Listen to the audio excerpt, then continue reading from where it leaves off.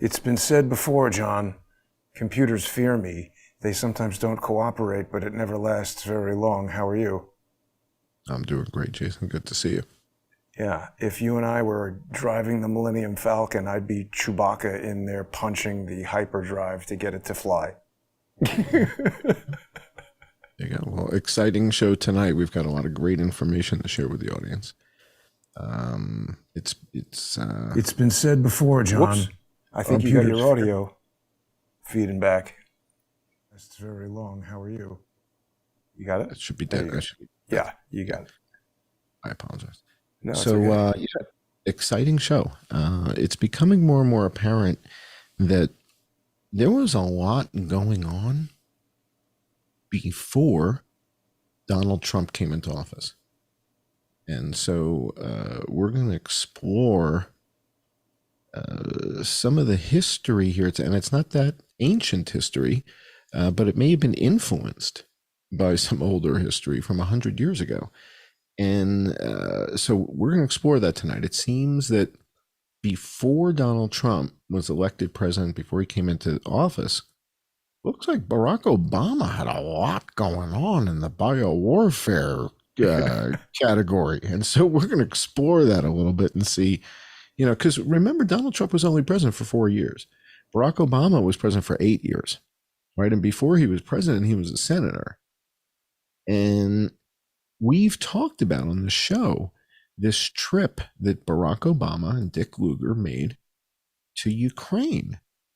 And they made this trip in 2005 when Barack Obama was a senator. And Dick Lugar and Barack Obama fly to Ukraine. And on the way to Ukraine, they stop in Russia. I don't know where, Novosibirsk or something like that. There's like a stopover place. And their plane gets boarded by the Russians. They're detained for hours. We still don't know why. Right. So this is like a big thing. You'd think 2 senators are detained by the Russians at a Russian airport where the plane is stopping to refuel or something like that. It's like, wow, that's a pretty big deal. That's like State Department stuff. They weren't even smoking weed or playing basketball. It's bizarre. That we're aware of, but where was Diddy? Where was exactly. Diddy? That's still a good question. On the plane? Yes. Was Diddy on the plane? So let's not dismiss that so quick. We don't know what was going on in the air. But the net of this is they get detained, but they're on their way to Ukraine. And we're going to listen to a clip. In fact, I only want you to play maybe 1 sentence or 2 sentences, because this is really the foundation of the show tonight. When we go to the patron-only portion, we'll listen to the whole conversation, or not the whole thing, but we'll listen to maybe a 4-minute piece of it. But this is Barack Obama in 2014. This is 10 years ago. And he's talking about some stuff that's in the news right now. And so we might want to listen to what he says. There's a little video clip I sent you called "What Did Obama Say?" And I only really want you to play maybe 1 or 2 sentences from him, and then let's cut it. So let's let the audience just hear 1 or 2 things he has to say here.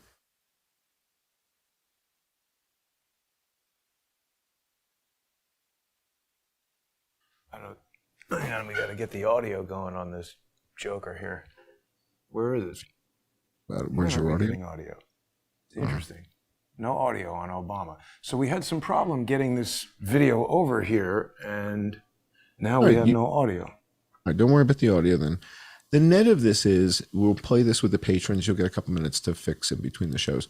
But he's talking about Ukraine. He's talking about funding special projects and that we need to invest in the future and pandemics and all this stuff. And recently in the news, we've had quite a bit of stuff about pandemics the last couple years. And in the last couple of weeks, it's like there's this whole new thing going on. So that's what we're going to talk about tonight, is sort of his role in this whole whatever you guys want to call it, bio warfare, U.S. AMRID, Fort Detrick, all that kind of stuff. And what was his role? What was he doing? What was he talking about? What was he doing in Ukraine? Is there a connection to those biolabs and Black and Veatch and that kind of stuff? So we're going to be looking at that in tonight's show. And then when we go to the patron-only portion of the show, we're going to be looking at What was the pandemic that was underway when Barack Obama was president? What was that one? And how many did he have? How on earth does the damn video not play? This is the most problematic video I've seen. Hey, there's just one more second here. I don't understand what the hell is going on with this friggin' video. Uh-oh. Again, you don't have to play that for the show. We can play that for the patrons, and it'll be okay. The patrons will get to see the whole thing. But why don't we hop over to the deck? Show everybody the PDF stuff. I got a lot of content to show them in the deck, so let's do that. You got no sound on this video. I don't know what the hell. We'll figure it out. Right, so right now I'm working on the book. Working title is "I'd Skip the Chicken." This is sort of the running joke is, when one president takes over from another president, they leave a note in the drawer of Resolute. Resolute is the name of the desk in the Oval Office. And so the president, I don't know about that part, but they leave a note. Each president leaves like a handwritten note for the next president. And so the running joke that I've been talking about the last week is that when Barack Obama left a note in the drawer for Trump, the note said, "I'd skip the chicken." Yeah. We have a question for you coming from the comments. People want to know if Shepard Ambellis has cloned G. Gordon Liddy. Can you address that? I'm afraid I cannot. Why, is that me? Am I G. Yes. Gordon Liddy? You look a little bit. Well, it's funny because that's why I put this next slide in here, is because somebody sent me a note and said, was last week's reveal, was that an illusion? What do you mean? Was that not really you?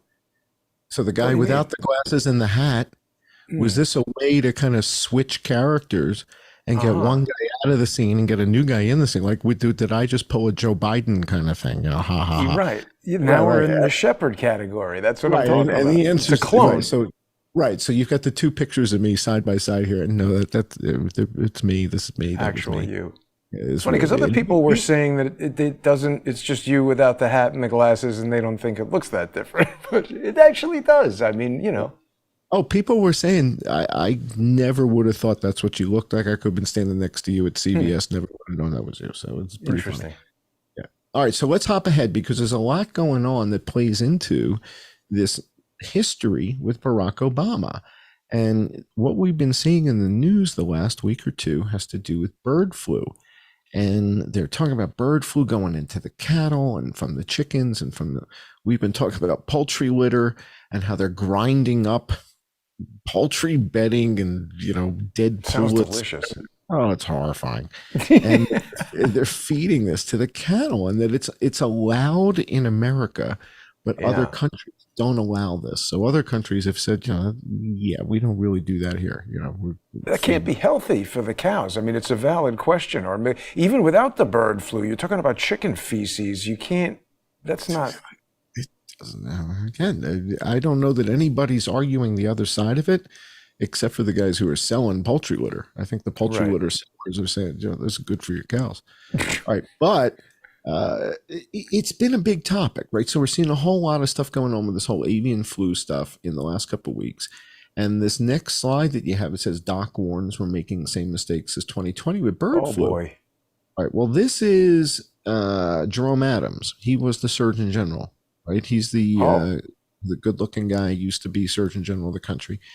And he blocks me, right? He blocks me. Yeah, why?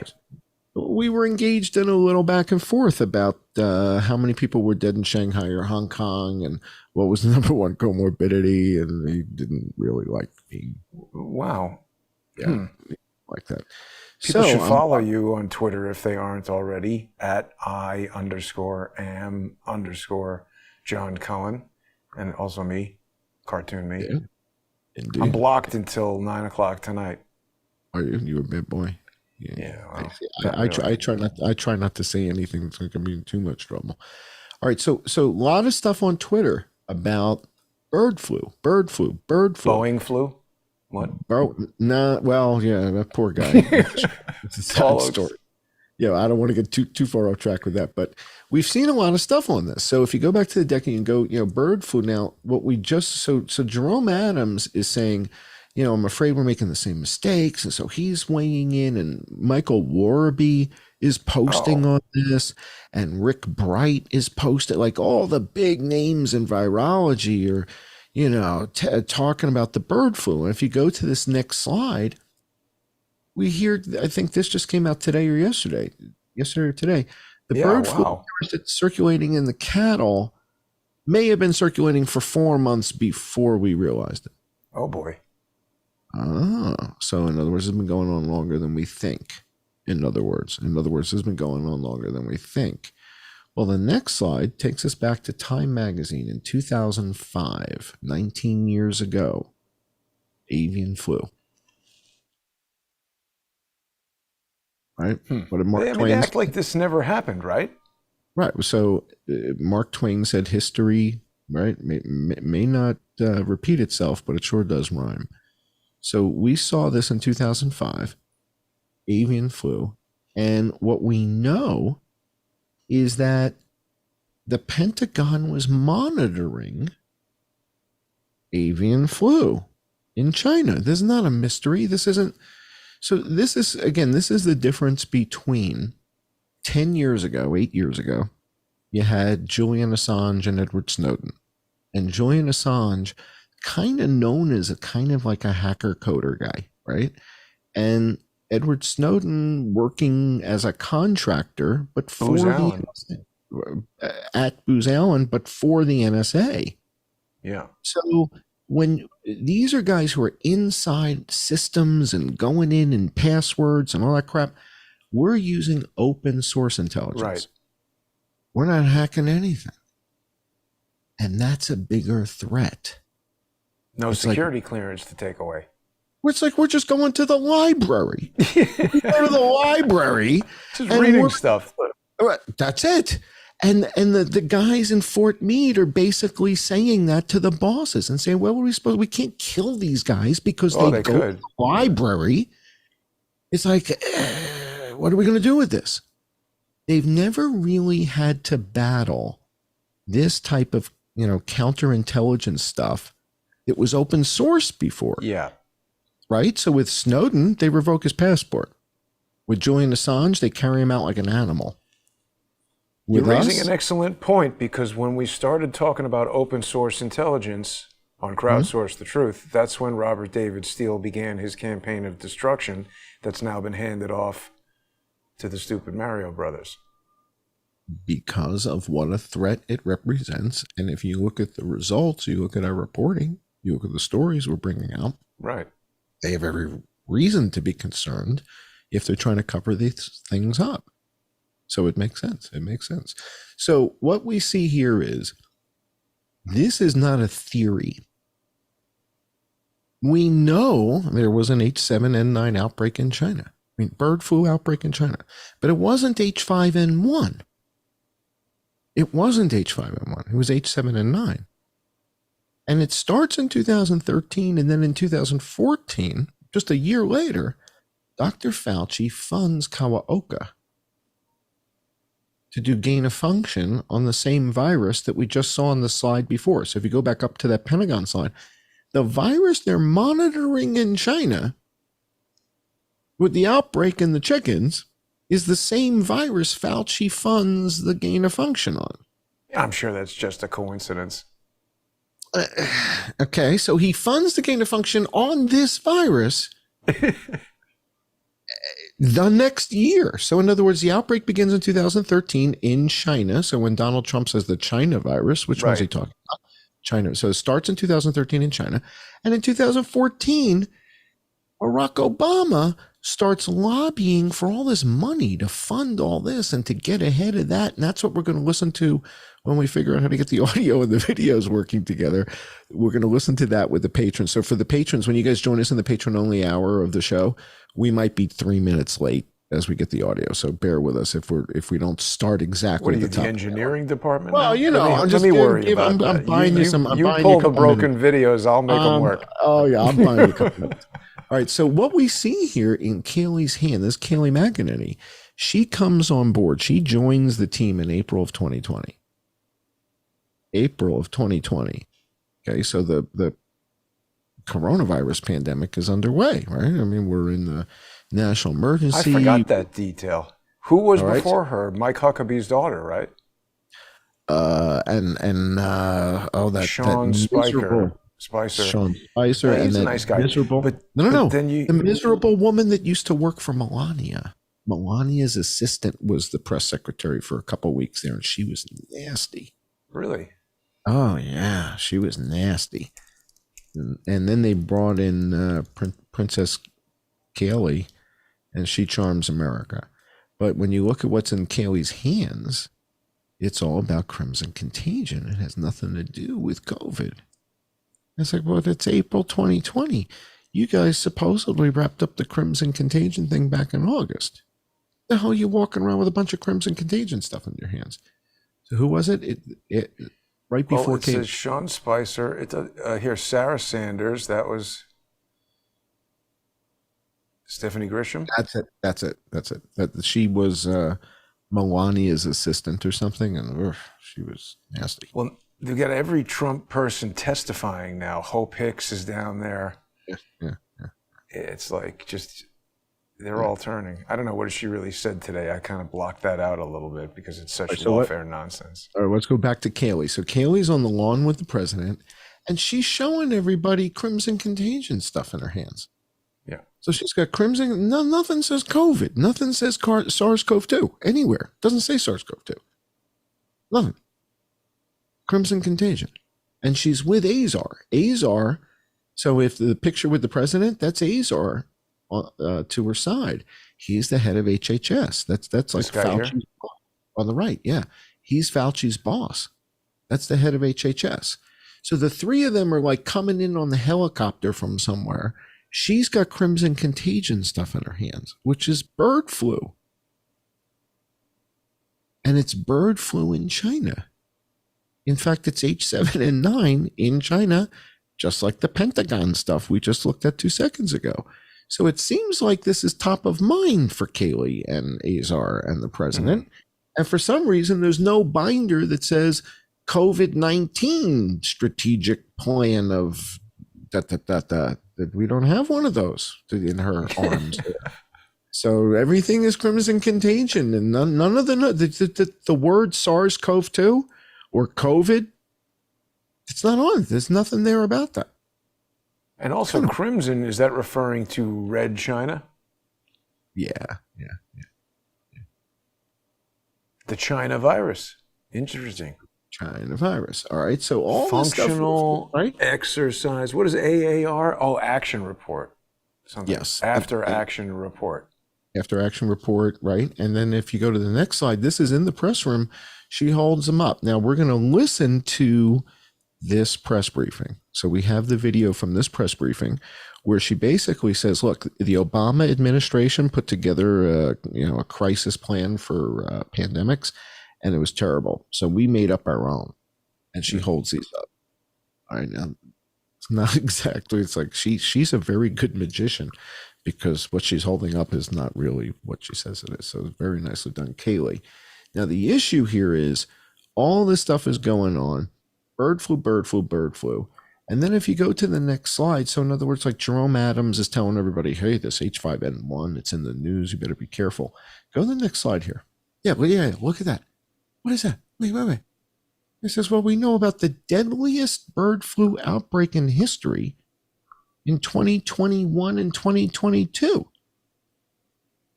I thought we were going through COVID in 2021, 2022. How did we have the deadliest avian influenza outbreak?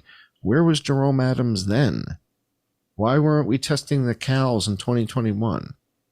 Did we have a vaccine in 2021? Why was there no talk about that?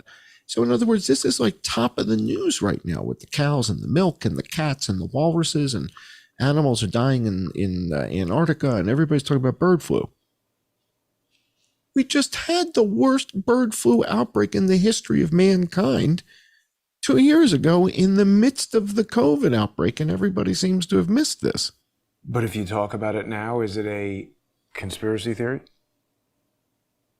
This silences the room Yeah, it's weird. more than me walking in with one of those latex masks on.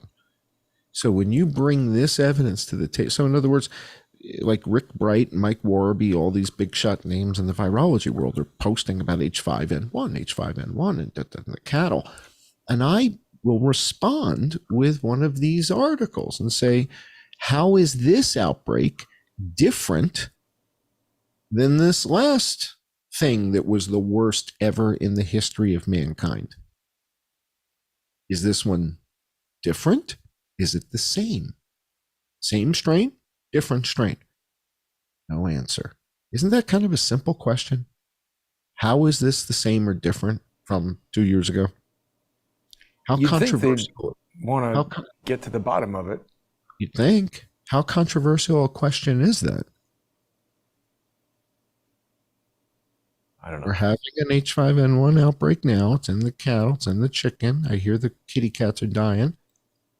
How is this strain different or the same as what we went through with what you're showing the audience now? It says both Europe is on the right side. It says Europe had the worst avian outbreak in the history of Europe, and the left they're side waiting for the election to America. make everybody freak out about this. But it happened already. In other words, this already took place. But they're starting to say that it's coming back, so they're going to wait until they can, get maximum freak out and force everybody to have to vote. Okay, so it's back, but all the hullabaloo that they're making now, why didn't they make it that? Like, in other words, why didn't we have an H5N1 vaccine 2 years ago? If it was the worst ever, right? That if it was the worst ever, that means that now can't be worse yet than that was, right? That was the worst ever. We're not yet at the point where they're saying, wow. Well, they'd have a new article about the worst ever. If there was a new worst ever. Exactly, that this outbreak is now the worst ever, right? We haven't seen that yet. So it's not yet, meaning, shouldn't we be, there's a thing in the business world called lessons learned, right? It's the difference. The regular world has that also. Yeah, newbies and wisdom, right? The difference between somebody who doesn't know what they're doing and somebody who knows what they're doing is lessons learned. So were there lessons learned from this last avian flu outbreak that we should be talking about now? Did we use any therapeutics? Did it not go into humans and only stayed in chickens? Can we have an adult conversation about it? Nobody seems to want to do that. I don't know why. All right, let's roll ahead. Next slide. Well, we're almost out of time here, John. We're going to have to continue much of this in the sponsor-exclusive segment. I want to make sure people know they can sponsor you on subscribestar.com/IamJohnCullen, patreon.com/IamJohnCullen, and it's really super important to do that. We had a great special episode last week of the documentary Going to Thailand, tied in with you revealing your face and losing the costume and everything. So if people haven't seen that yet, check out subscribestar.com/IamJohnCullen, patreon.com/IamJohnCullen, or odyssey.com/@crowdsourcethetruth, crowdsourcethetruth.substack.com, and subscribestar.com, and patreon.com/crowdsourcethetruth. We're going to have another special sponsor exclusive episode in just about 5 minutes, and then also on Sunday. So if people aren't sponsoring either of these shows yet, I really encourage them to do that. You want to just take us out here in the last moment before we switch over? What we're going to see with the patrons, we're going to be looking at what was Obama positioning for 5 years prior to the COVID-19 outbreak. And we're going to play those videos. You're going to get to hear Kayleigh McEnany in the press room. I think this is coming together. And it's something that was basically handed to President Trump on his first day in the office. First day. Congratulations, Mr. President. Welcome to the White House. We're going to need to brief you on the chicken situation in China. And he's going, what? Chicken situation in China? What the hell are you talking about? Oh, wait till you hear this one, sir. This is a doozy. So stay tuned. We'll be with our patrons and taking a close look at this. We'll be right back, everybody. Stay with us. and we're going to get this show going in just about 5 minutes. Thanks for